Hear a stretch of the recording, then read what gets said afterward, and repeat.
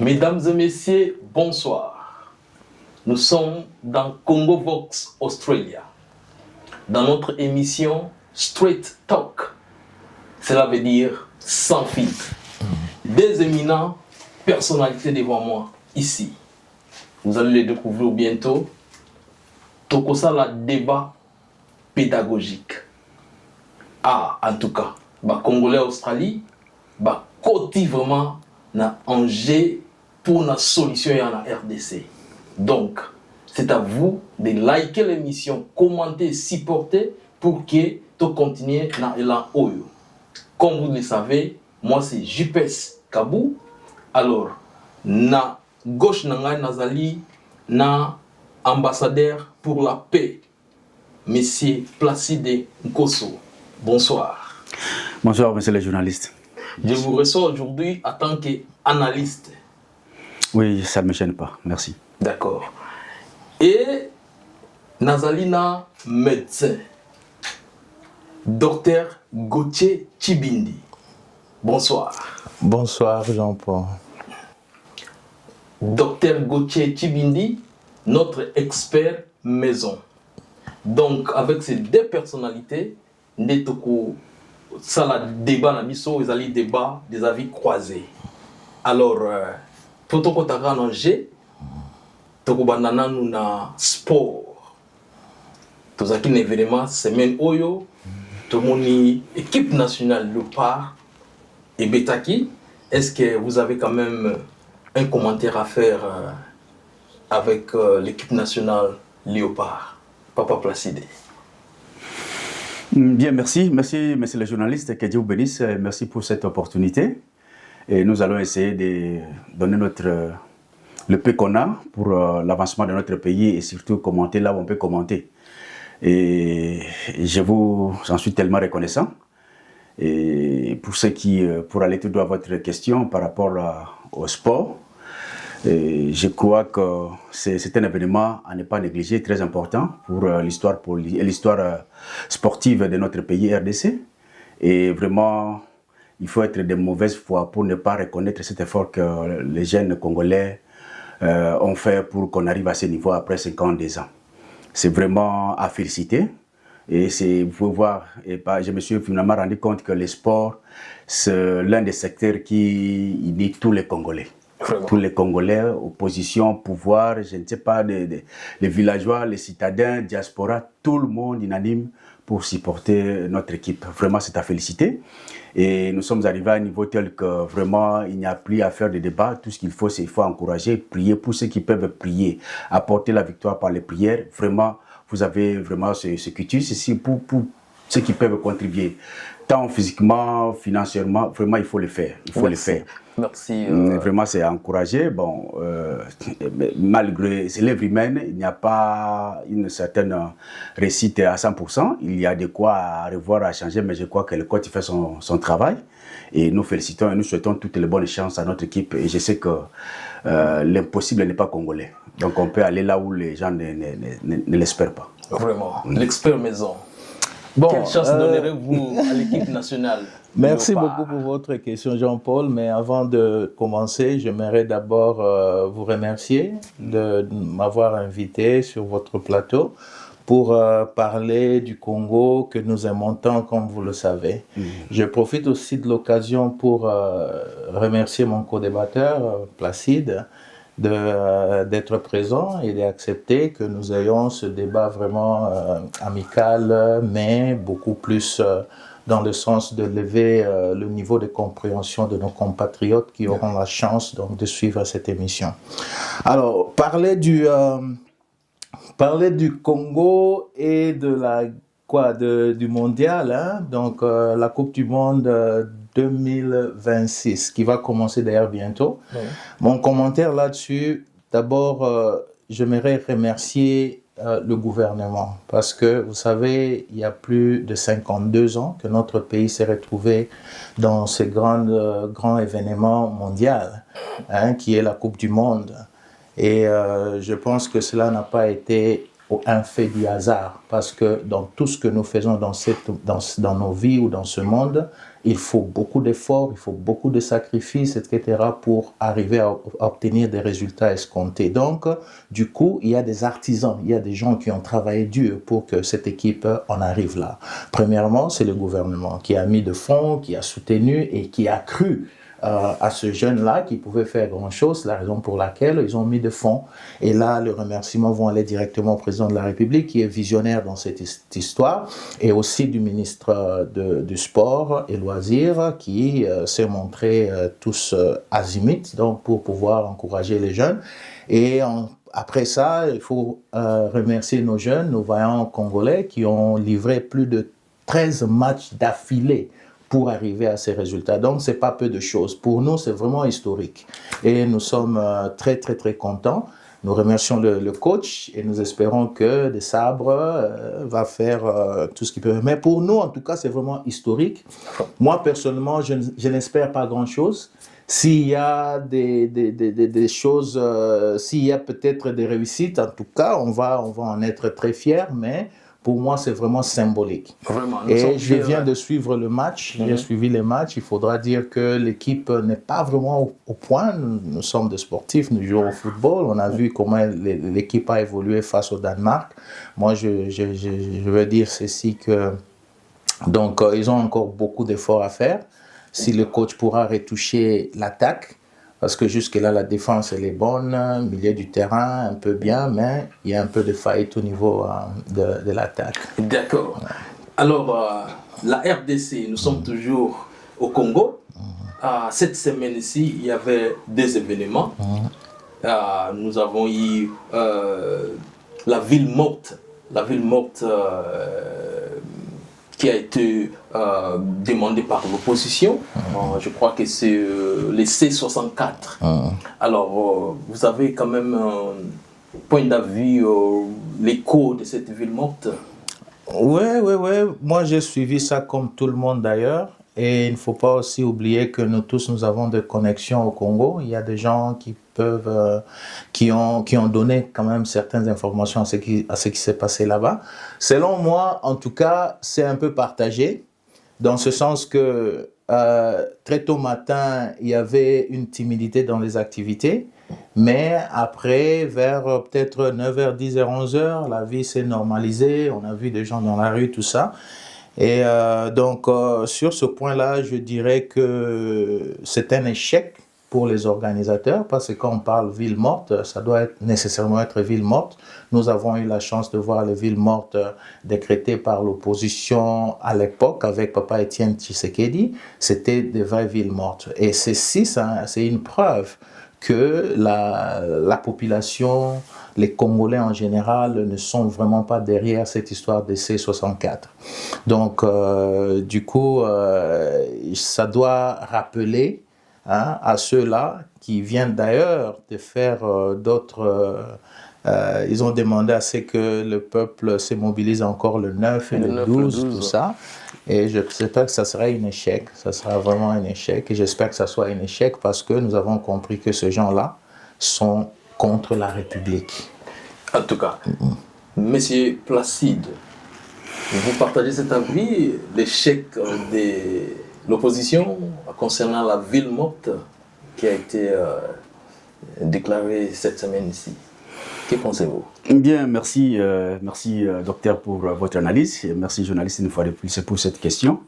Bon, il me sera un peu difficile, je parle ici aussi en tant que politologue, je suis politologue de formation, il m'est difficile d'analyser sur l'aspect physique, ce qui s'est présenté, oui ou non, les gens sont sortis, il y a eu activité. Moi, je ne m'engage pas tellement dans cet aspect-là. J'essaierai un peu, d'ailleurs, tout au long de cette émission, un peu métaphorique. C'est-à-dire, je vais utiliser un peu certains exemples pour arriver peut-être à B. Je vais utiliser A. Je crois que les gens vont me comprendre parce que j'aime aussi cette façon d'agir. C'est aussi un peu de la sagesse. Qu'est-ce que la sagesse nous apprend? Moi, d'avance, je vous dirais que je suis chrétien. Je crois aussi à certaines réalités spirituelles de la Bible. Un jour, les disciples demanderont à Jésus-Christ, est-ce que vous pouvez nous dire quand sera le jour, la fin du monde? Et Jésus leur a dit, même le jour, même le temps, même le Fils ne connaît pas, encore moins les anges, c'est le Père. Mais vous verrez, quand cela arrivera, vous verrez ceci, ça marquera le début du retour du Fils de l'homme. Ça, c'était un mauvais signe pour Félix Tshisekedi. La ville morte, je crois que c'est la première depuis qu'il est au pouvoir, si ma mémoire est bonne. C'était un mauvais signe. Et Félix Tshisekedi, le fruit de l'opposition, l'incarnation de la démocratie, je ne m'attendais pas que pendant son mandat, il subisse de telles humiliations. Donc je ne vois pas ça réussir, ça n'a pas réussi. Je vois l'aspect caché.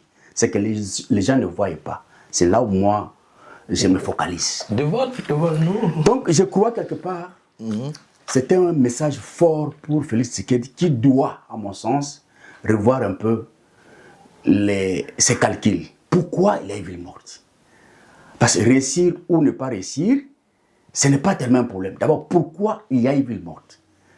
Les gens sont descendus parce que Félix gère mal, ou parce qu'on n'aime pas la figure de Félix, ou peut-être parce qu'il y a telle raison. Il y a une cause principale, des références qui ont fait que les opposants décrètent cette journée pour manifester un certain mécontentement.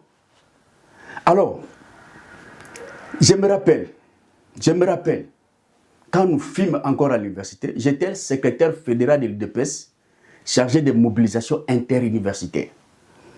C'est-à-dire, quand on lance une ville morte pendant le régime de Mobutu, moi je sortais et je parcourais certaines institutions universitaires.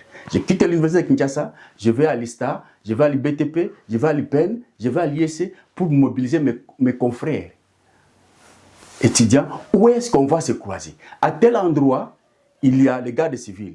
Comment on peut contourner? Une partie va ici, une partie peut déborder, on se retrouve à telle heure, à telle place. Journée ville morte.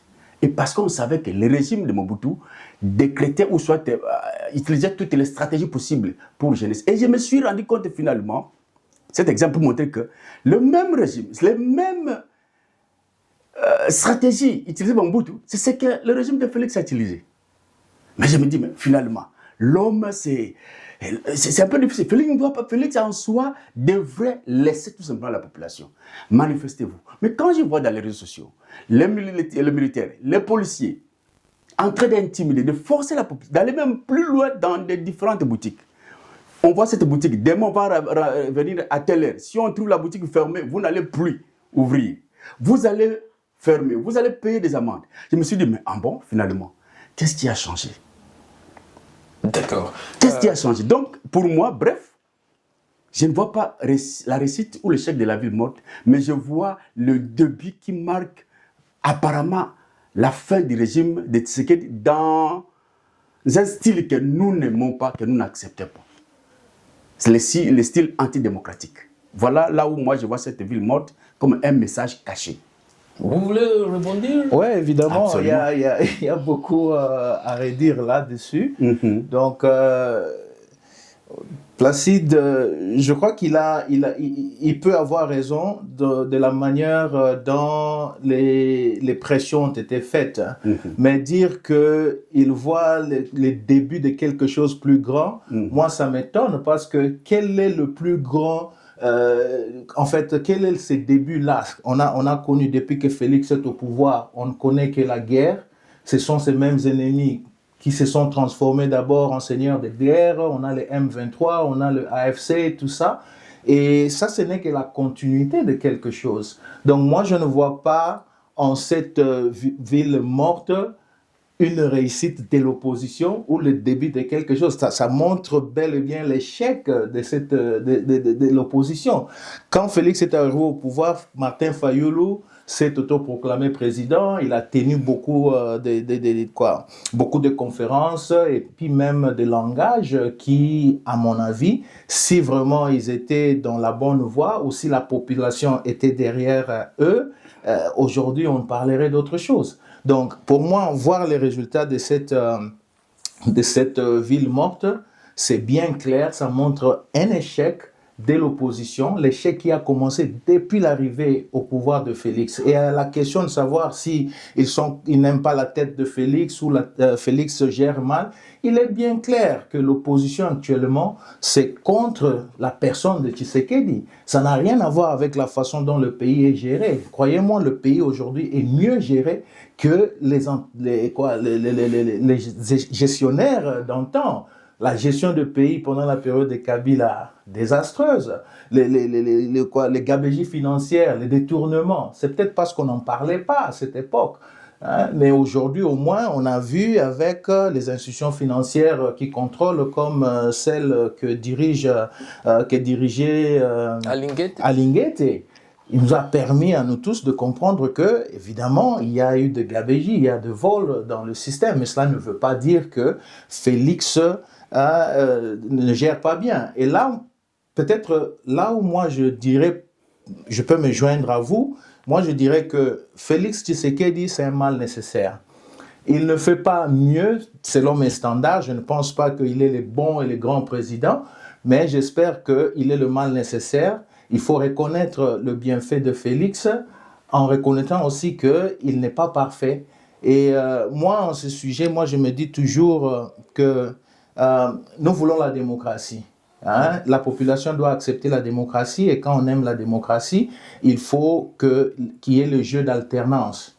Hein? C'est ce que nous allons peut-être encourager, que Félix aille dans le jeu d'alternance. Je pense qu'on en parlera quand on arrivera sur ce point-là. Une minute peut-être. Non, oui, juste, vraiment, ok, c'est tout à fait normal. Je suis d'accord aussi avec vous. Mais c'est pose un problème. Quand je dis l'homme prudent voit le mal de loin, l'homme prudent voit le mal de loin. Et gérer, c'est quoi? C'est prévoir aussi. On doit prévoir. On doit être réaliste. Quand je dis je vois un mal, le début du mal, c'est-à-dire Félix qui haït, je dis le pouvoir d'une façon pacifique, avec son prédécesseur. Est-ce que Félix, avec cette allure-là, vous croyez qu'il peut aussi céder le pouvoir pacifiquement avec l'autre qui viendra? C'est là où, en tant qu'analyste, je vois un danger. Ça commence mal. Alors, je crains que ce danger ne nous amène pas à une nouvelle passation pacifique du pouvoir tel que Félix l'a réussi. Mais il y a un problème. Peut-être parce que l'histoire doit nous le dire, vous allez nous excuser. Vous avez soulevé un aspect qui me tique plus. Martin Fayulu s'est autoproclamé. Mon cher, soyons réalistes. Aimons ce pays. La RDC, c'est notre mère patrie. Vous savez? Donc, si la maman est morte, nous sommes des enfants, chacun de nous peut pleurer la maman de sa façon. De sa façon, c'est notre maman. Soyons réalistes. Félix n'a jamais gagné les élections. C'est mon leader, Félix. Félix n'a jamais gagné les élections. Et tout le monde le sait. Je ne veux plus qu'on revienne à ces débats-là, parce que depuis 2018, nous sommes à 2028 d'ici là. Tournons la page. Et je dois vous dire, pourquoi Martin Fayulu n'a jamais réussi à faire la révolution? Je ne sais pas si vous le savez. Pourquoi Martin Fayulu, peu importe les différentes stratégies utilisées, n'a pas pu récupérer son pouvoir? C'est là où les gens ignorent. C'est parce que Martin Fayulu s'est trouvé devant une réalité. Le peuple s'est trouvé devant un embarras de choix. Bozako Wele Lanini. Parce que Martin Fayulu, c'est le fils aîné de Tshisekedi. Félix Tshisekedi, c'est le fils de Tshisekedi. Vous avez un même père. Vous avez un même objectif politique. Mais alors, même si Félix a pris le pouvoir chez l'ennemi, parce qu'Hippolyte Kanambe, Joseph Kabila, je ne sais pas comment le qualifier, ce bandit est venu avec toutes ses intentions de détruire le pays. Et Félix, malin stratège qu'il est, il est allé arracher le pouvoir. On a compris où est le problème. Pourquoi s'entretuer? Félix, c'est Martin Fayulu, vous êtes issus d'une même école, laissez Félix travailler. Voilà la difficulté qu'a eu Martin Fayulu pour revendiquer le pouvoir. Parce que le peuple a dit, on ne peut pas s'entretuer, Félix est égal à Martin Fayulu, vous avez le même objectif social, laissez Félix le pouvoir. C'est d'abord la difficulté qu'a eu Martin Fayulu. Cela étant, vous allez me citer pour chiquer. Donc moi je crois, pour répondre à cette question et rester clos, je dirais que Félix doit faire attention. Félix doit faire attention, ne pas se laisser distraire par le goût du pouvoir. Il a fait ce qu'il a fait. Félix, il a fait ce qu'il a fait de bien un grand pas.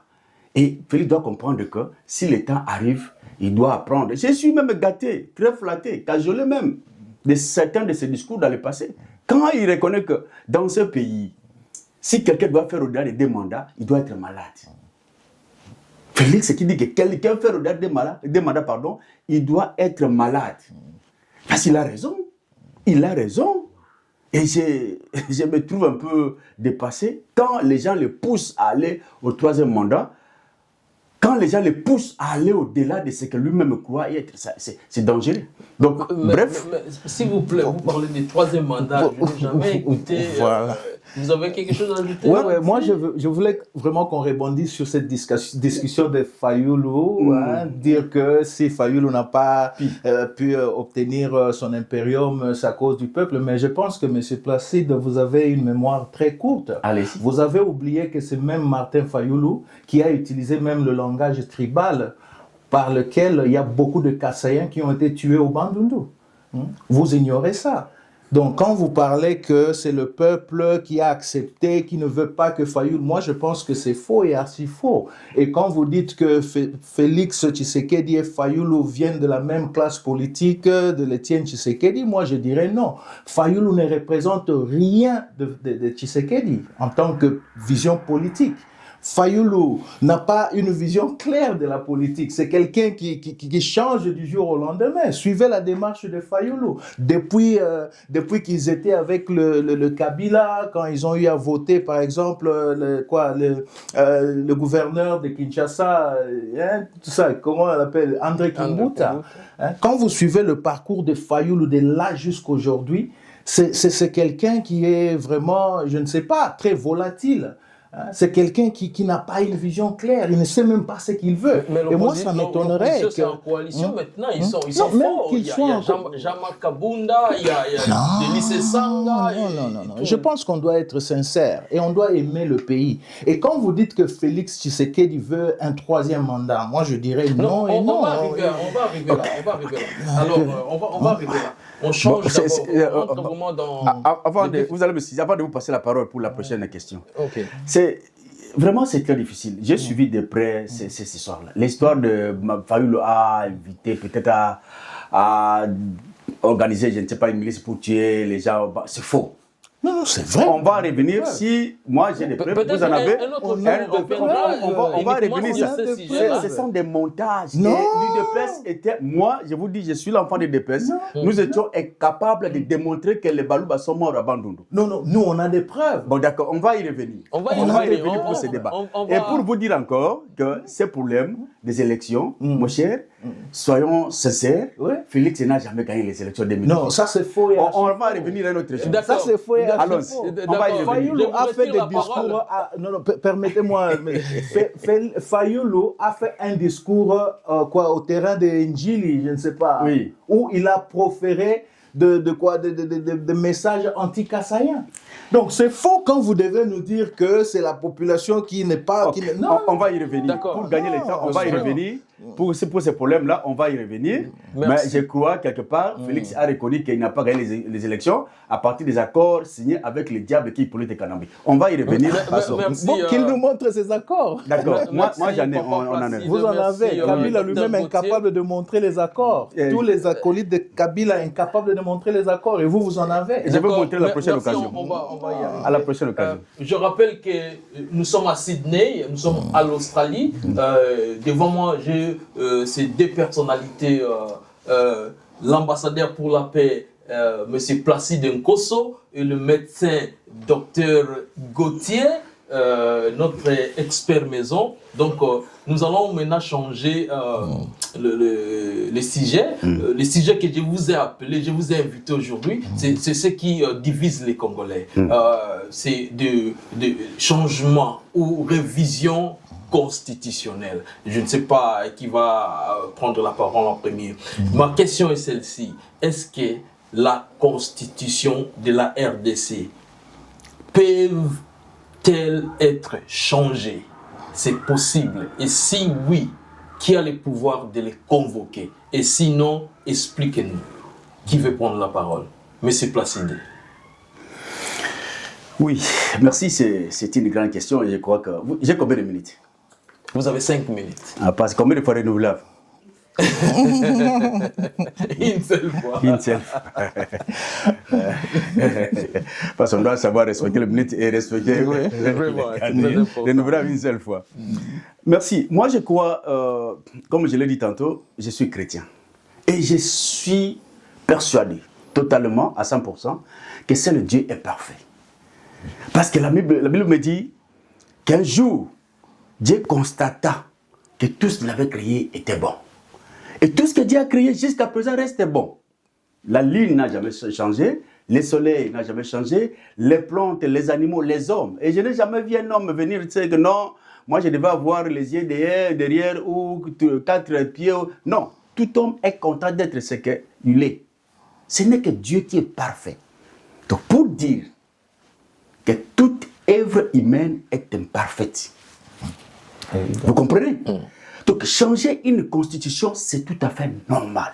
Une constitution, connaître un changement, c'est naturel. C'est vraiment trop humain. Ça, c'est normal. Pourquoi pas? La constitution est faite pourquoi? Pour gérer les gens. Mais il se pose un problème. Lequel? Il se pose un problème. Je dois vous le dire, qu'il y a certains pays dans ce monde qui n'ont pas de constitution. Vous le savez? Oh, je ne sais pas. Oh, ok. Dévoile-nous. Des pays qui sont régis par des lois suprêmes de parlement. Nouvelle-Zélande, à côté de chez nous. Il n'y a pas de constitution. Allez consulter. Israël n'a pas une constitution. Royaume-Uni, UK n'a pas une constitution. Bon. Oui, allez-y. Mais ce sont des pays qui sont gérés avec des tests fondamentaux, des tests de coutumes, régis par le Parlement et que tout le monde accepte comme vrai. Donc, la Constitution n'est pas une garantie pour le développement d'un peuple. Ce n'est pas une garantie. Mais qu'est-ce qui fait la force d'une nation? C'est le vouloir vivre ensemble de la population, l'amour, le patriotisme, le respect du bien public. L'amour de son pays, le patriotisme, le respect. La Constitution, c'est quoi? La Constitution, c'est exactement tous ces textes déclarés, codifiés. Mais cela n'est pas réellement le problème pour le sort économique, le sort spirituel, le sort juridique ou politique d'un peuple. Ça, c'est un préalable très important pour le changement de la Constitution. Donc, je l'ai dit, la Constitution peut connaître des changements, ce n'est pas une œuvre humaine, mais l'opportunité du changement de Constitution. C'est ça le problème aujourd'hui à RDC. Et donc, la Constitution n'est pas la cause des sous-développements d'un peuple. Ce n'est pas tellement ça, parce que je vais, avec docteur ici, peut-être analyser, démontrer que la Constitution n'a jamais été une barrière pour voir le peuple à ce niveau où il est aujourd'hui. Parce que la grande question en RDC, c'est chercher cet enfant, chercher ce fils, cette fille qui viendra pour résoudre cette grande équation. Laquelle équation? Un pays très riche, le peuple très pauvre. Ça, c'est paradoxal. Alors, qui est celui-là qui viendra résoudre cette équation-là? C'est ce que nous cherchons. Comment résoudre, remettre le peuple à ce niveau de sa richesse naturelle? Déséquilibre. Il a parlé d'un terme très éloquent ici, la mégestion, la gabégie. Tous les régimes qui sont passés, même le régime de Félix aujourd'hui, heureusement qu'il a reconnu ça. Des gabégies financières, pour ne pas parler depuis Kassavu, Mobutu, tout le monde. Alors, le problème de la RDC, c'est ça. Qui est ce petit David qui viendra sauver le peuple congolais? Donc, je vois, pour chuter dans un premier temps, à votre question, parce que c'était un long débat, c'est vous dire que la Constitution est changeable. On peut la changer, c'est tout à fait normal, c'est le droit d'un peuple. Mais est-ce qu'il y a opportunité aujourd'hui, tel que nous sommes au Congo? Je dis non.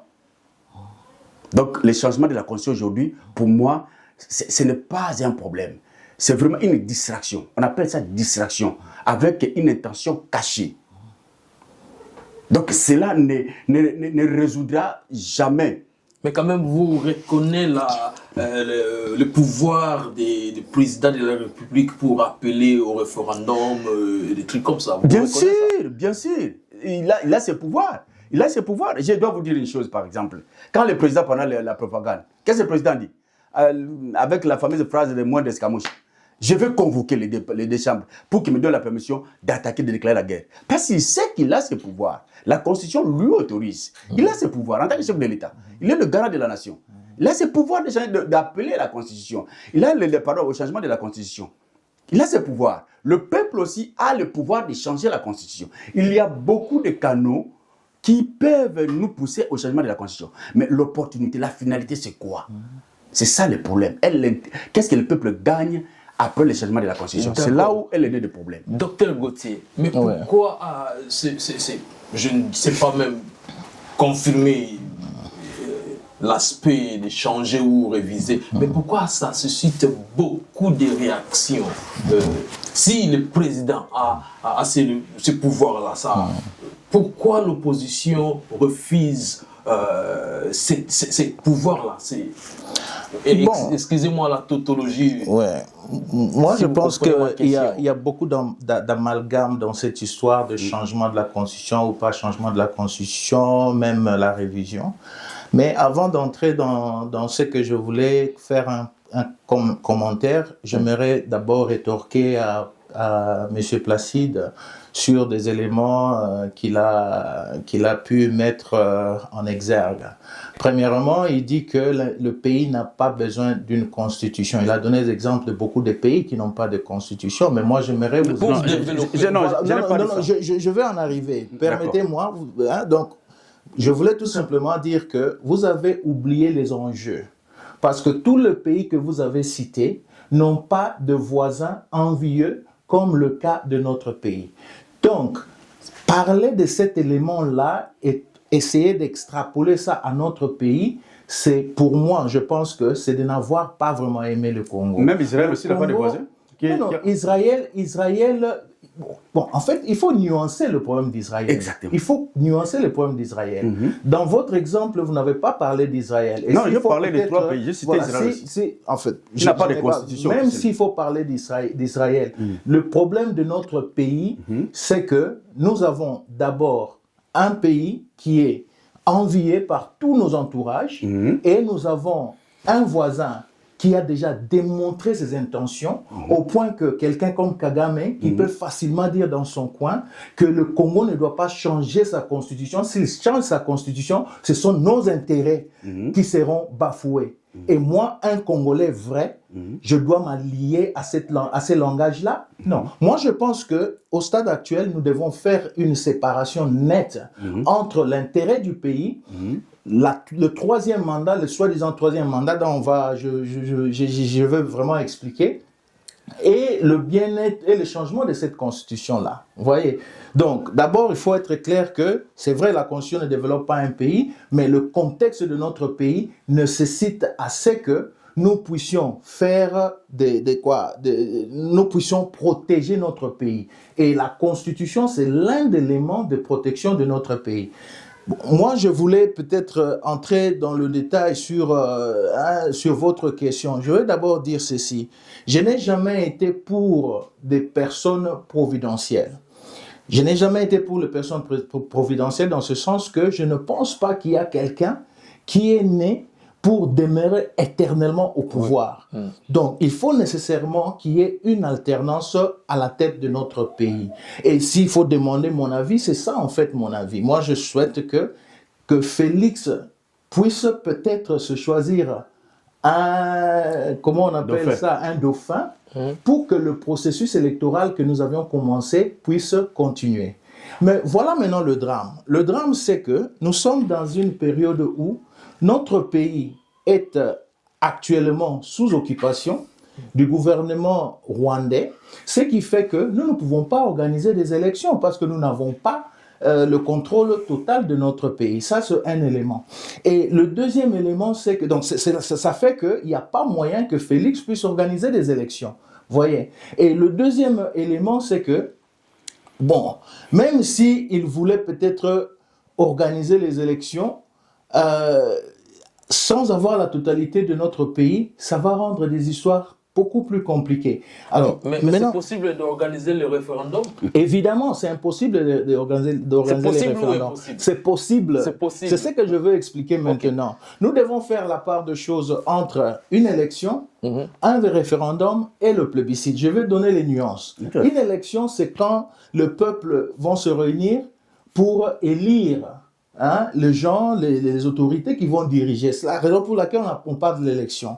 Le référendum, c'est une forme d'élection, mais au cours de laquelle il y a une option et un élément fondamental qui est celui de toucher à la Constitution, que ce soit modification ou changement. Donc ces éléments-là doivent nécessairement passer par un référendum. Il y a des référendums populaires comme il y a des référendums parlementaires.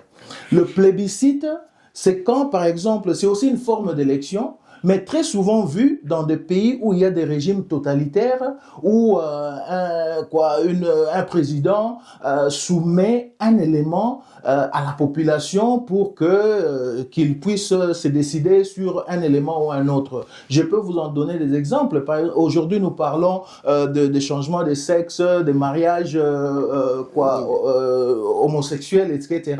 Ça peut être des éléments qu'on peut soumettre à un plébiscite national parce que ça frise des divisions, etc. Par contre, le référendum, c'est tout simplement quand il s'agit des éléments qui tiennent à toucher la Constitution, tout ça, ou à modifier la direction du pays dans l'échelle le plus globale. Je peux vous donner l'exemple... Vous avez 2 minutes. Merci, je vais en arriver. Vous avez l'exemple de l'Australie. Ici, en Australie, pour faire le référendum, il faudra qu'il y ait le bill qui doit passer au Parlement, voté à plus de la moitié, et ces bills-là doit être maintenant formulé comme un référendum, mais ça doit ne concerner que les changements de constitution ou soit une révision constitutionnelle. Et après ces bills parlementaires, ils doivent décider en moins de 2 ou 6 mois pour faire pour aller dans ce processus. Donc au stade actuel, il faut aussi savoir que un pays qui est occupé peut-il faire un référendum ou pas? La question c'est nuancé. Il y a oui et non. Ça dépend de là où le référendum doit se passer. Par exemple, les gens comme le Nanga qui ont occupé le Kivu, Nord Kivu et Sud Kivu, ils ne peuvent pas organiser un référendum dans ce coin-là pour 3 raisons, je peux dire. La première raison, c'est que il y a la Convention de Genève, la 4e Convention de Genève, qui interdit à ce que les occupants qui ont pris des armes, occupé une partie du pays, puissent organiser un référendum. Deuxième élément, c'est que les gens dans ce coin-là ne seront pas libres de pouvoir faire un référendum. Par contre, un État légalement établi, comme c'est le cas de Félix Tshisekedi, dans un pays qui est occupé par une partie, peut organiser le référendum. Évidemment, il y aura des difficultés, des difficultés logistiques, qui est celui, par exemple, comment atteindre ces gens dans ce coin-là pour qu'ils participent au référendum. Mais il y a aussi les difficultés dans le sens que les gens dans ce coin-là ne seront pas aussi libres de pouvoir voter parce qu'ils auront peur des gens qui ont les armes. Il y a des exemples. Je prendrai un exemple de l'Ukraine. Vous avez 30 secondes. Non, je prendrai l'exemple de Istimo. Istimo, vous connaissez Istimo, n'est-ce pas? C'est un pays des Highlands ici qui était, dans le passé, il était colonisé, dominé par comment dirais-je, ce pays ici? Ça passe à Indonésie. Ils étaient dominés par l'Indonésie depuis très longtemps. C'est en 1999 que le pays, bien qu'occupé, ont organisé un référendum pour déclarer l'indépendance et ils ont reçu leur indépendance. Donc à cette question-là, je vous dirais que oui, notre pays, le président de la République et la population ont bel et bien le droit et la capacité d'organiser les référendums qui peut être universellement reconnu et approuvé, mais nous ne sommes pas en mesure d'organiser les élections. Voilà. L'opposition a peur du 3e mandat. Il parle du 3e mandat. Pensez-vous pas que les dialogues peut-être pourraient adoucir les 2 partis divisés pour descendre en bonté? Les dialogues. Moi, je dirais d'emblée que ceux-là qui ont peur du 3e mandat, ils ne comprennent pas ce qu'ils sont en train de dire. Félix Tshisekedi n'est pas preneur d'un 3e mandat. Et au stade actuel, on ne peut même pas organiser des élections. Donc, je ne vois pas pourquoi parler ou soit prêter des intentions à quelqu'un de pouvoir arracher le 3e mandat alors que le pays n'est même pas en mesure d'organiser une élection. Hein? Et puis le président lui-même, il n'y aura pas d'élection. Okay. Monsieur Placide. Ok, merci. non. Monsieur Placide, il n'y aura pas les élections. Vraiment, et puis, si on fait le référendum, on change la constitution, c'est ce qui doit être fait, parce que si Félix ne nous permet pas à nous de changer la constitution, Félix sera, en fait, le pays ne le lui pardonnera jamais. Ok, merci. Il doit changer la constitution.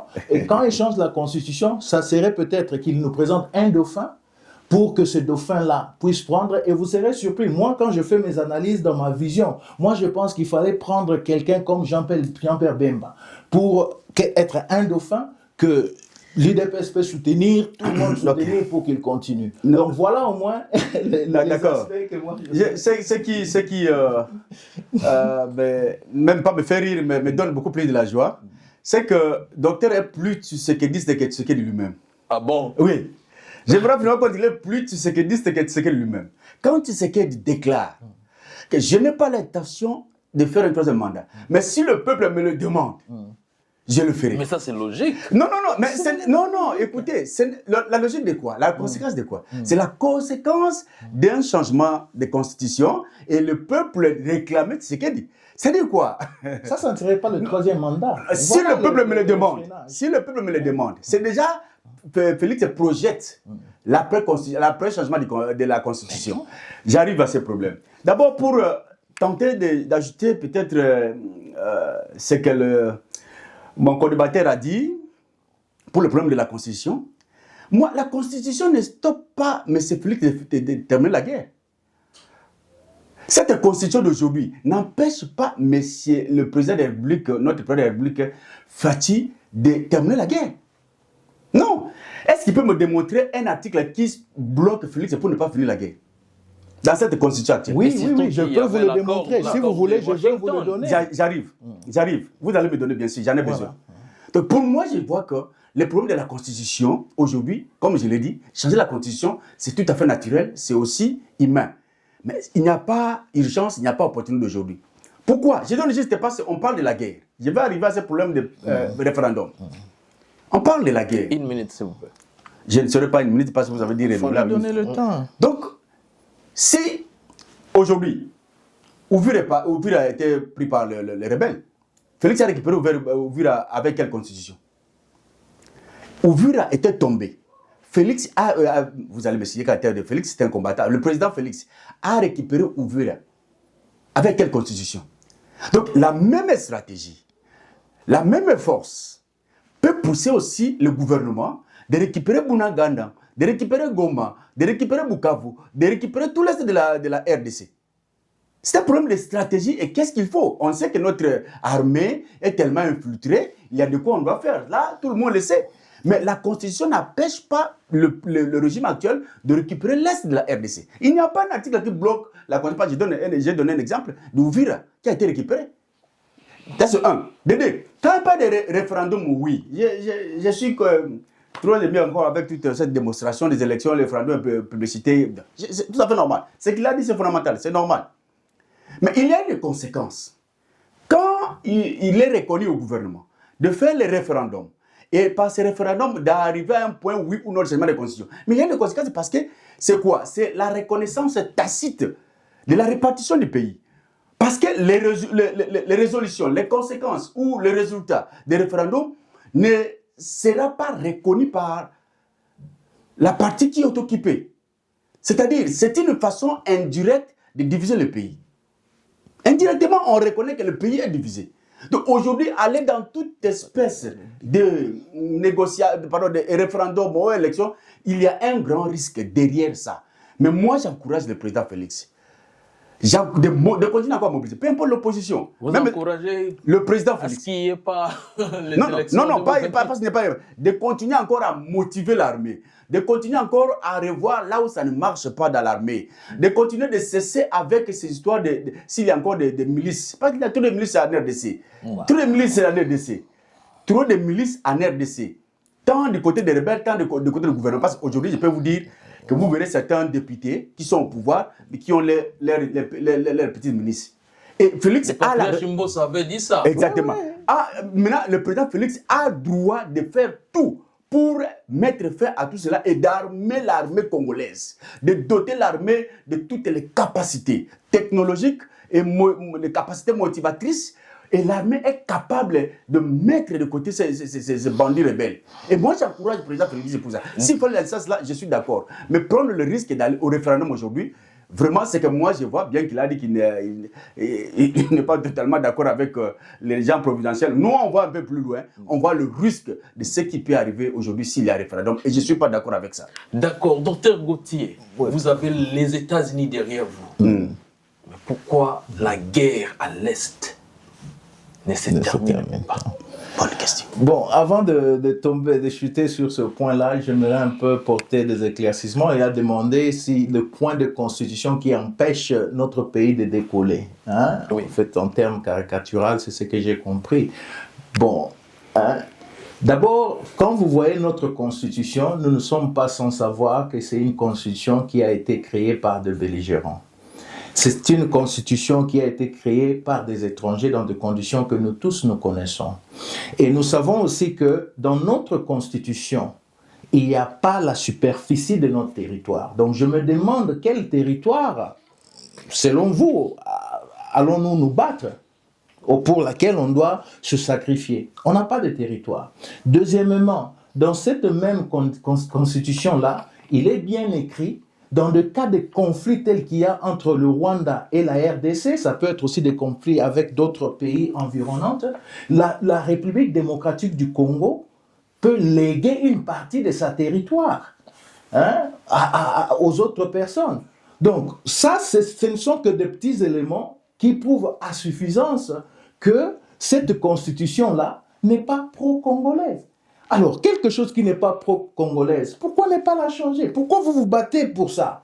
Et donc, en fait, sur ce point-là, je pense qu'il y a beaucoup de raisons de changer cette constitution. Et nous, quand on parle de changement de constitution, on ne cible pas un individu. Et j'étais clair ici.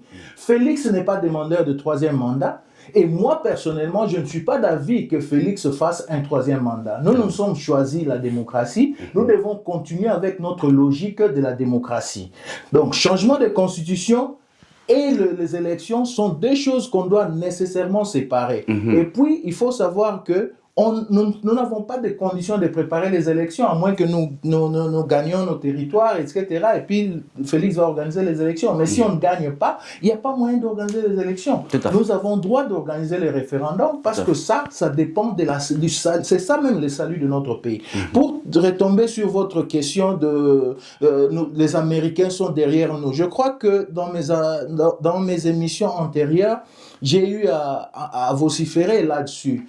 Avoir les Américains derrière ne veut pas nécessairement dire qu'il faudra que la guerre va se terminer en un clin d'œil. Il faudra aussi des efforts internes, des efforts au niveau du gouvernement et même de la population. Quand on a déjà une population divisée pour des questions qui sont vraiment claires, très claires, un président rwandais qui dit clairement que si la constitution congolaise est changée, ce sont les intérêts rwandais qui sont bafoués. Nous voyons des Congolais qui soutiennent cette démarche-là. Et c'est là où, moi, je me dis, comment est-ce qu'on va gagner cette guerre?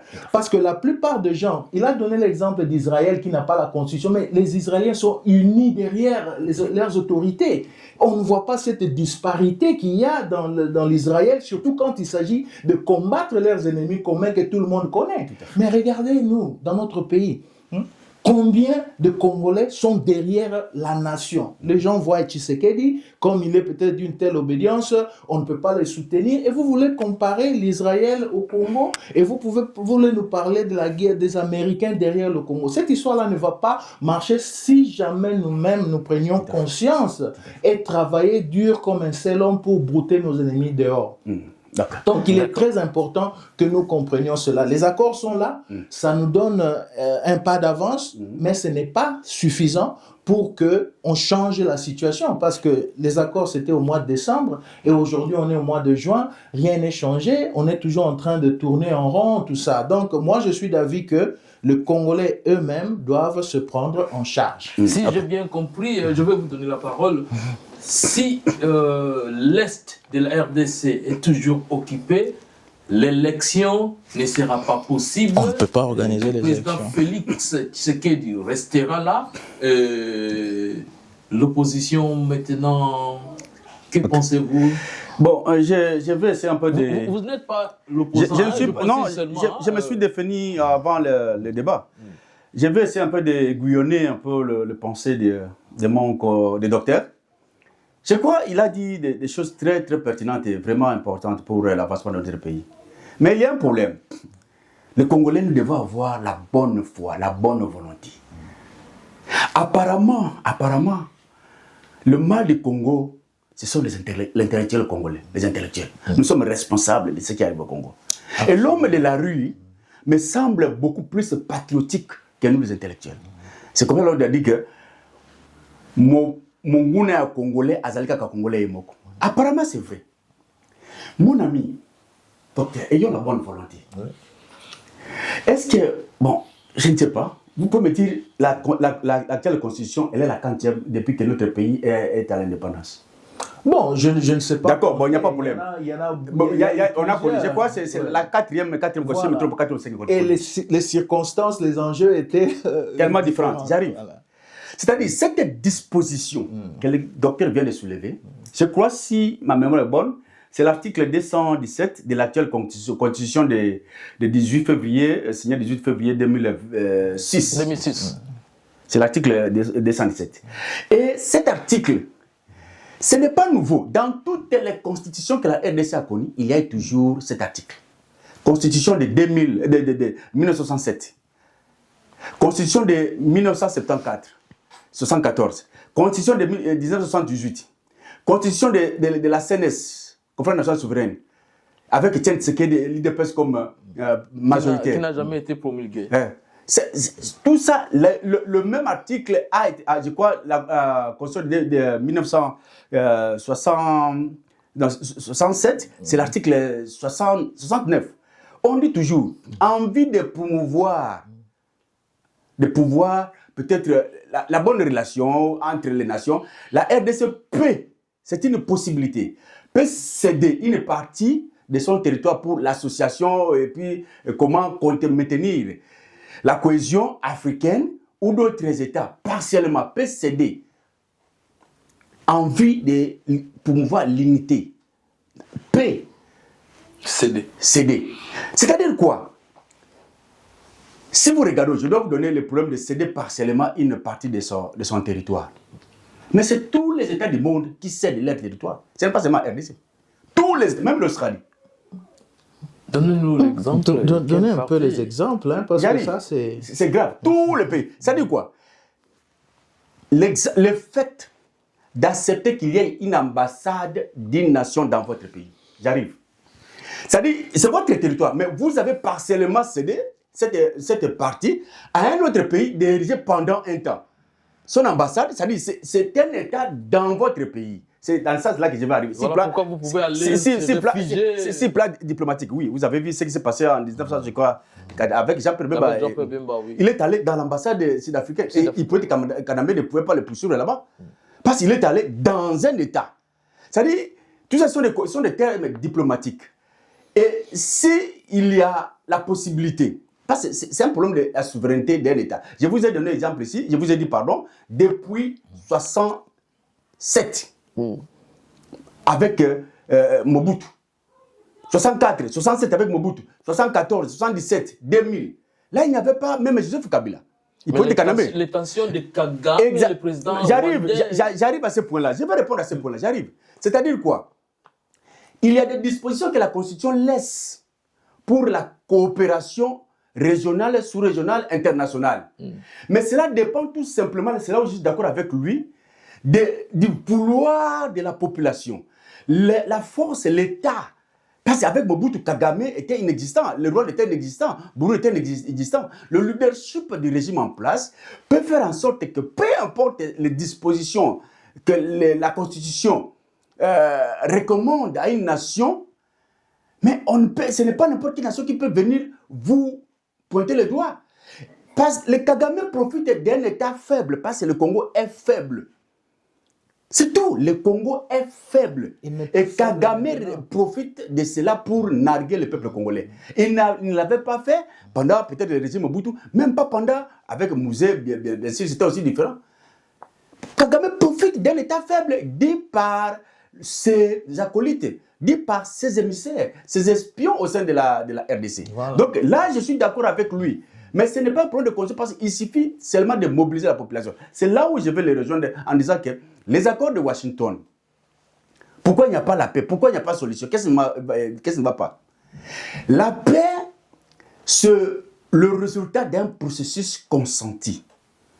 Toute paix qui sera le résultat d'un processus forcé, ce n'est pas une paix. Et les accords en dehors de la RDC, Washington, Dora, Luanda, tout ça, ce sont des accords vraiment mitigés.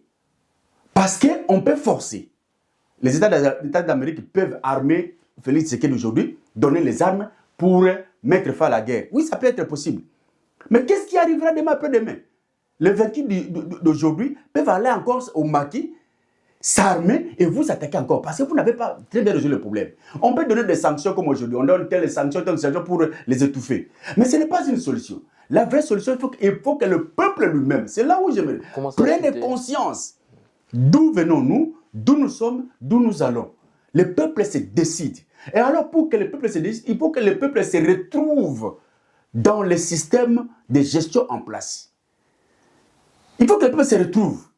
Voilà pourquoi le peuple s'est retrouvé, c'est-à-dire, il faut que, même ce qui passe, vous n'allez pas me dire qu'il faut qu'un régime soit totalement accepté. Non, même le Fils de Dieu est descendu sur cette terre, il n'a jamais été accepté par tout le monde. Donc, par conséquent, il revient au chef de l'État de ne pas se fatiguer, parce que c'est son rôle d'appeler même le dessus, parce que la démocratie, c'est la majorité. Vous parlez du dialogue. Exactement, j'arrive à ce point-là. C'est-à-dire, c'est le rôle du chef de l'État jusqu'au dernier jour de son pouvoir. Il ne doit pas se fatiguer, tendre toujours la main au-dessus. Il peut se dire que j'ai la majorité, je m'en fous, mais la minorité aussi, c'est la population. Il faut tenir compte de la minorité. Voilà pourquoi il faut toujours ouvrir les oreilles, discuter. Qu'est-ce que vous voulez? Voilà les dangers. Ce n'est pas moi, Félix. Je suis mortel. Je peux mourir aujourd'hui. Mais voilà le risque de la RDC. Voilà, il est important. Fils du pays, venez, parlons. Même les infiltrés qui sont dans ces 64, les infiltrés qui sont là-bas, je suis d'accord avec le docteur. Il y a beaucoup d'infiltrés, des Rwandais qui sont là-bas, des émissaires rwandais qui sont là-bas. Ce n'est pas une vraie opposition. Mais alors, comment ça va se faire? Comment on peut les déloger de cette structure? C'est facile. Mouzé l'a démontré le 2 août. Un simple mot. Les Rwandais sont partis, ils sont rentrés d'eux-mêmes. D'accord. Je rappelle que nous citons déjà, je vais vous donner la parole. Nous citons déjà, nous sommes toujours à Congo Vox Australia, dans le cadre de notre émission Sans filtre. Vous allez constater que nous avons posé ma question, nous en avons partie prité. Alors, ce qui va débat vous a intéressé, vous avez organisé débat, na bango mibale ou soit na moko na bango, vous êtes toujours les bienvenus. Alors, docteur Gauthier, ce qui n'a comprendre l'opposition à paix du troisième mandat, mais la constitution est changeable, bah, il faut changer. Absolument. Alors, comme l'opposition a peur, il faut garantir bango ndenge naoki mbalaliboso nayoka au lobby ce qui président qui présenter dauphin. Peut-être que ça peut adoucir. Est-ce que c'est ça la logique de votre message ou Non, mais ça, ce sont mes propres vues. Hein. Ça n'a rien à voir avec Félix, président Félix. Mais j'aimerais vraiment remercier M. Placide. Je crois que nous convergeons un peu sur certains points. Je voulais faire un petit commentaire sur le dialogue. Félix était bien clair que le dialogue est permanent. Je ne sais pas de quel dialogue vous voulez. Le dialogue qui ont montré leurs limites dans le passé, où les gens se mettent autour d'une table pour se partager le pouvoir, c'est ça le dialogue que nous voulons. Alors que le bon dialogue peut se faire au niveau du Parlement, le bon dialogue peut se faire autour du président, qui a déjà bien dit que le dialogue est permanent. Donc je crois que cette histoire-là de créer un dialogue spécifique sous Cinco, ceci, c'est du blabla et c'est des bluffs. Je ne pense pas que le Congo a besoin de ce genre de dialogue. Les gens qui sont bien intentionnés, qui veulent le bien-être de notre pays, peuvent voir Félix Tshisekedi, parler avec lui à n'importe quel moment, il est là et il est prêt à les écouter. Donc moi je pense que cette histoire-là, il faut le mettre de côté. À un moment donné, vous avez aussi parlé que le peuple doit se retrouver. Moi, j'aimerais qu'on soit vraiment sincère, qu'on soit vraiment sincère. Quand on dit que le peuple doit se retrouver, qu'est-ce que vous voulez dire? Vous voulez nous faire croire que ce peuple congolais d'aujourd'hui ne se retrouve pas? Tout simplement parce qu'il y a la famine, tout simplement parce qu'il y a des difficultés. Même au Kasaï, il y a la famine d'ailleurs la plus grave. Mais ça ne doit pas être la raison pour qu'on puisse détruire notre pays. Et surtout quand on voit les efforts du gouvernement actuel pour pouvoir rétablir notre pays, développer le pays, etc. Moi, je pense qu'on doit être un peu sincère quand on parle que le peuple doit se retrouver. Ce pays a été détruit pendant de longues années. Ça prendra du temps pour que nous puissions nous relever et que le social du peuple soit vraiment efficace. Et il ne faut pas aussi oublier que s'il y a un peu de ralenti dans le bien-être du peuple, c'est parce qu'il y a la guerre. La plupart d'argent qui sont aujourd'hui collectés vont à l'effort de guerre.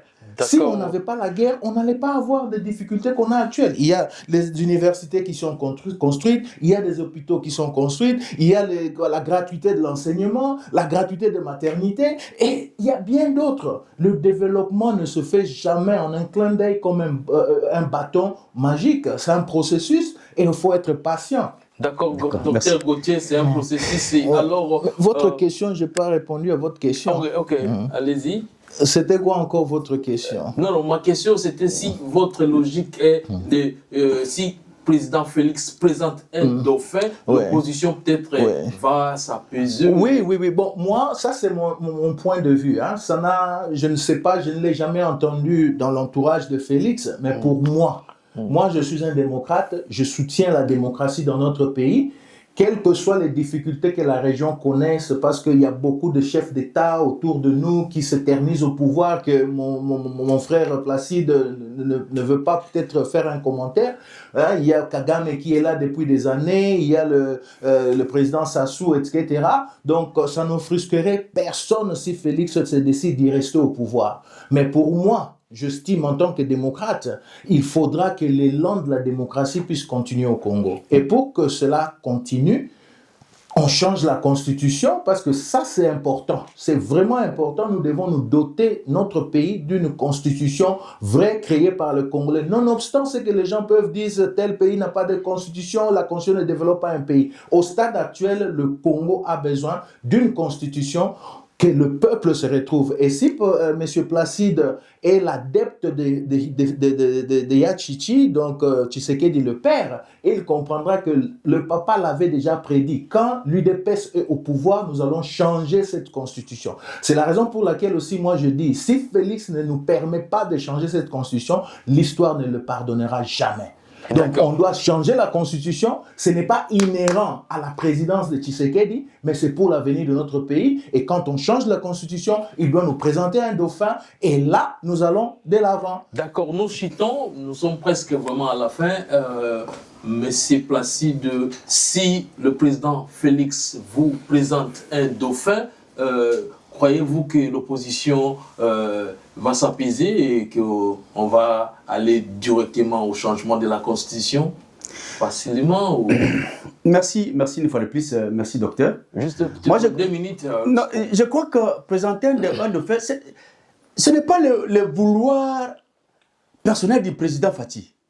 C'est la Constitution, la loi dit que le président doit se limiter à 2 mandats. Voilà. À la fin des 2 mandats, absolument, il doit y avoir un autre qui viendra après Félix. Ce n'est pas un problème si le président Félix, c'est comme s'il y a un cadeau. Non, ce n'est pas un cadeau. Ce n'est pas un cadeau, c'est la loi qui dit ça. Donc ça, c'est un premier aspect. Donc le pays ne dépend pas du bien vouloir de Félix Tshisekedi. Non, c'est la loi qui dit ça. Ça, c'est un. Docteur a dit, je suis très content. Docteur, le peuple ne se retrouve pas. Ça, comme le peuple ne se retrouve pas. Il s'est retrouvé d'abord, maintenant il ne se retrouve pas. J'arrive, docteur. Parce que nous avons une situation particulière. Voilà pourquoi vous voulez changer la constitution. Parce qu'il y a une situation particulière. N'est-ce pas? Oui. Docteur, la guerre physique que nous voyons, pour que la guerre soit physique, il y a d'abord la guerre psychologique, la guerre mentale. Oui. Il y a beaucoup de paramètres qui font que quelqu'un gagne la guerre. Ce n'est pas seulement les missiles, les armes lourdes. Il y a beaucoup d'éléments et vous les connaissez. Oui. N'est-ce pas? Est-ce que réellement le moral des combattants congolais, de l'armée congolaise, est au point capable d'attaquer l'ennemi? Ça, c'est un problème. Quand un militaire qui sacrifie sa vie, qui sait que je pars, je n'ai pas de garantie que je vais rentrer, est payé avec ce que vous connaissez, que moi je connais. Et quand on arrive quelqu'un au Parlement, avec des détournements de sommes colossales, injustifiées, et quand quelqu'un passe, il y a des rétrocommissions, des responsables, avec toutes ces gabégies financières au sommet de l'État, est-ce que vous croyez vraiment que moralement, un militaire congolais peut gagner la guerre? Ça, c'est un problème. Évidemment. Ça, c'est un problème. Moi, je ne peux pas envoyer mon fils être militaire au Congo, parce que c'est sacrifier mon fils. C'est ça le problème. C'est là où on doit d'abord commencer à résoudre le problème. L'armée congolaise est forte, mais les conditions morales ne sont pas réunies. C'est là où nous disons que l'armée ne se retrouve pas. Est-ce que vous pouvez me dire aujourd'hui, docteur, l'écart salarial entre les fonctionnaires congolais, un professeur d'université, avec un parlementaire, un secrétaire général dans un ministère quelconque, avec un policier, tous se retrouvent au même petit marché? Est-ce que vous pouvez réellement justifier cela? Ça, c'est un problème. Alors, qu'est-ce qui fait ça? Voilà pour citer, répondre à votre question. Le problème de Dauphin. Le problème de Dauphin, ça, c'est ça le rôle d'un parti politique. Quel est le rôle d'un parti politique? C'est d'abord travailler sa base, politiquement, moralement, pour conquérir le pouvoir. Une fois qu'on est au sommet du pouvoir, comment maintenir, consolider ce pouvoir pour toujours? Donc, un parti politique n'est pas là pour céder le pouvoir. C'est-à-dire, le problème de Félix, ce n'est pas un problème d'individu. Félix doit préparer à l'IDPS un dauphin politique.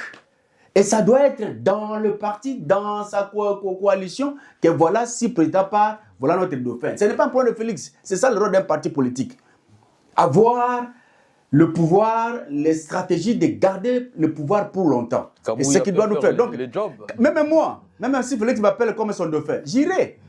J'irai, il n'y a pas un problème. Il y en a beaucoup. Docteur est là. Ce ne sont pas les gens intellectuels qui manquent et qui raisonnent pour le pays. Ouais. Donc, le problème des dauphins, ce n'est pas le vouloir de Félix, c'est la Constitution. Merci. Merci. Nous chutons déjà, docteur. Donc, dans votre dernier mot, vous allez... Dans votre dernier mot, si vous pouvez aussi commenter pour la fête de l'indépendance que nous allons organiser ici à Sydney, le 4 juillet. J'aimerais que vous preniez peut-être 2 minutes et commenter sur la fête de l'indépendance. Merci beaucoup Jean-Paul et merci Placide. C'est vraiment intéressant. Je voulais faire un petit commentaire sur 2 éléments que vous venez de dire. Merci. Le premier élément, vous dites que Félix, c'est son droit de nous présenter un dauphin. Non, ce n'est pas son droit. C'est la Constitution. C'est la Constitution. Ce n'est pas son vouloir. Ce n'est pas son vouloir. Donc c'est un droit. Il doit le faire. Il doit nous présenter un dauphin. Moi, je pense que c'est aussi une façon très simplistique de considérer le pouvoir en Afrique. Il faut voir l'exemple de nos pays environnants. Même le Kabila, que peut-être d'aucuns soutiennent aujourd'hui, ce monsieur-là, il a prolongé, il ne voulait même pas donner le pouvoir. Donc quand vous dites que c'était une passation pacifique, connaissant les intentions de Kabila et tout ce qu'il avait prévu contre le président en place, moi je pense que c'est erroné que nous, intellectuels, continuons à bluffer le peuple, parce que nous savons que cette transition-là n'était pas pacifique. Apparemment pacifique, mais derrière, il y avait beaucoup d'éléments qui n'étaient pas au bénéfice de notre pays. Et un autre élément, je voulais parler, vous avez parlé de quoi, la disparité des salaires quand on parle sur le peuple ne se retrouve pas. Mais c'est bien évident, les résultats de la constitution actuelle. Quelqu'un qui est élu parlementaire, la même personne, il est représentant dans le parlement, je sais pas moi, local, tout ça, et Donc, c'est une répartition inéquitable des Sa femme au ressources. Sénat. Voilà. C'est inéquitable. Et c'est faux de penser que aujourd'hui, c'est à cause de Tshisekedi que la vie... Moi, là où je condamne Tshisekedi, là, je l'ai déjà dit à plusieurs reprises, je condamne Tshisekedi pour avoir donné l'impression de cautionner toutes les magouilles qui se passent au sommet de l'État. Merci. Ou soit de montrer son inefficacité de le contrôler. Merci. Parce que nous avons vu, quand Étienne Tshisekedi est devenu président de la République, Premier ministre. Premier ministre, il ne suffisait que d'un mot pour que tout revienne à l'ordre. Quand notre papa Kabila, le père Mouzé, que je regrette beaucoup, quand il est venu au pouvoir, il suffisait que d'un mot pour que tout le Congolais se remette à l'ordre. Mais qu'est-ce qui a fait que Félix, voilà la question, qu'est-ce qui a fait que Félix Tshisekedi ne soit pas en mesure de montrer une autorité qui fait trembler les gens? Parce que C'est son ça, pouvoir en de fait. départ n'a pas été légitime. Pas nécessairement, parce que Kabila le père, son pouvoir n'a pas été légitime non plus. Mobutu, son pouvoir n'a pas été légitime non plus. Ils ont pris le pouvoir c'est par pas, les armes. En fait, voilà, mais Félix justement, a mais pris- illégitime. Nous parlons de l'illégitimité parce que vous voulez me faire croire que c'est Fayoulou qui a gagné les élections. J'ai des exemples pour vous démontrer que c'est faux et On en archi reviendra faux. prochainement. Ah, évidemment, il faut qu'on en revienne. Tout à Donc fait. voilà. Alors, pour terminer de ma part, en rapport avec l'indépendance de la République démocratique du Congo, ici en Australie, nous allons célébrer ça d'une manière un peu plus différente, dans ce sens que j'espère, on va faire des débats comme celui-ci, hein, mais juste pour pouvoir compatriotes Nabiso Moutou sur ce qui se passe dans notre pays. Et qu'Ozala le 4 juillet 2026 à Aracel Smithfield. Et nous invitons vraiment tous nos compatriotes congolais à être là. Et moi-même, je serai de la partie parce que je suis un Congolais qui aime mon pays. Et j'espère que Papa Placide serait aussi de la partie parce que nous tous, nous aimons notre pays très, très bien. Donc, merci. De même à vous. Ah, vraiment, que Dieu soit loué. À tous notre honneur a commencé vraiment bien qu'on n'a pas commencé par la prière, mais Dieu qui nous a autorisé de finir cette émission sans incidence, vraiment qu'il soit loué.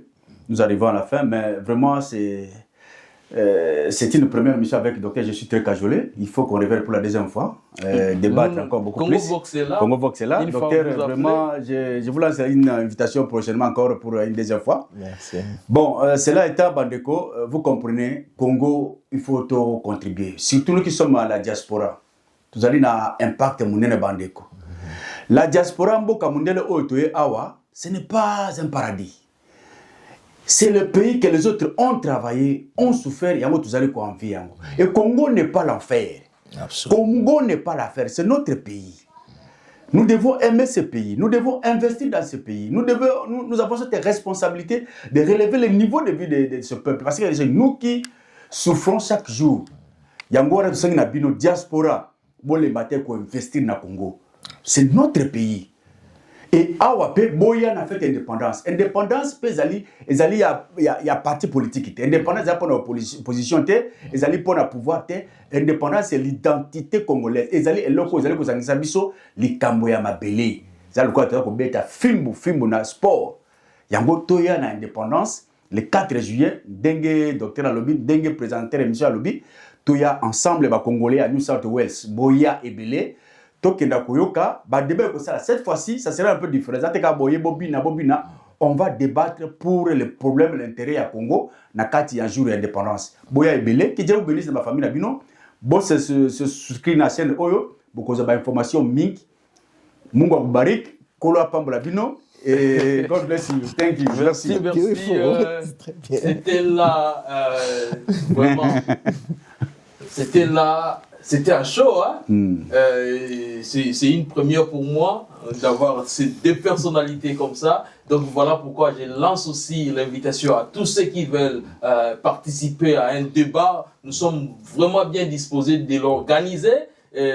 Pourquoi pas même se déplacer, aller à Melbourne, à Brisbane, partout. Nous sommes vraiment très mobiles. Donc c'était moi, Jean-Paul JPS Kabou. Et dans le cadre de Congo Vox Australia, dans l'émission Rabisoto Bengi, Straight Talk sans filtre, Sydney, Australia. Thank you.